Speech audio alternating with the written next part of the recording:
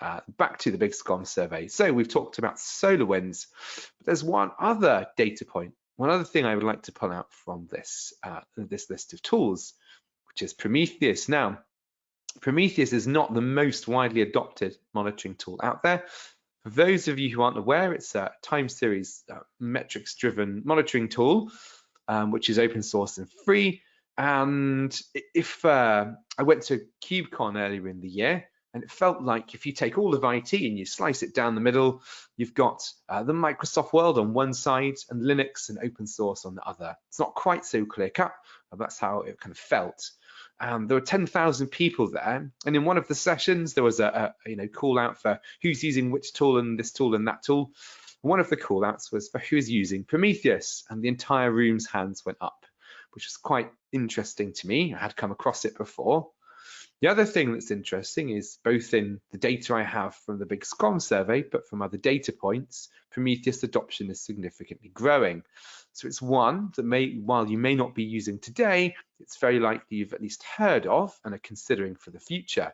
So for my second trick, I bring you the Prometheus native integration in Dashboard Server, which is great.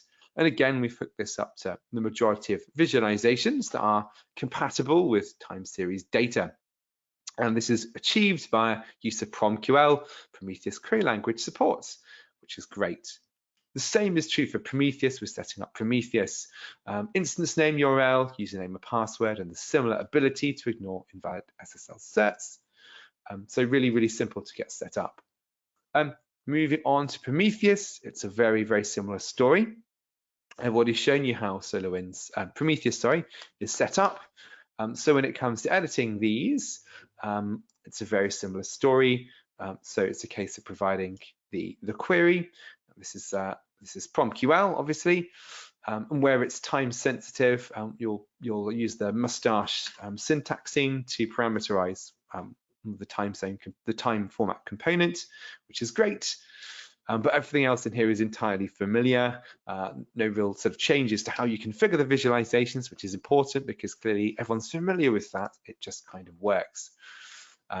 So if I go and add a new visualization, just to give you an idea, just to reiterate some things. If I go configure on this new tile, we've got integrations here, and then we've got Prometheus. All the visualizations you'd expect for time series data here, including the date heat map. Then it's a case of providing scope, selecting the provider, and pasting in your PromQL. And it really is that simple. So that is very cool. One additional thing worth noting with Prometheus, if I go into the edit of this guy here, which is my Sparklines visualization, which is a little bit further down on, which tab is it on? Oh, now this is where, did I get my demo right? Data step, here it is. So you can adjust the coarseness of the data by sliding data step. You can obviously also do this with PromQL.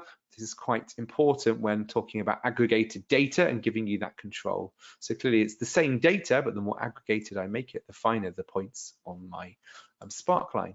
So there you go. Let's set it back to something a bit more sane. And that is Prometheus.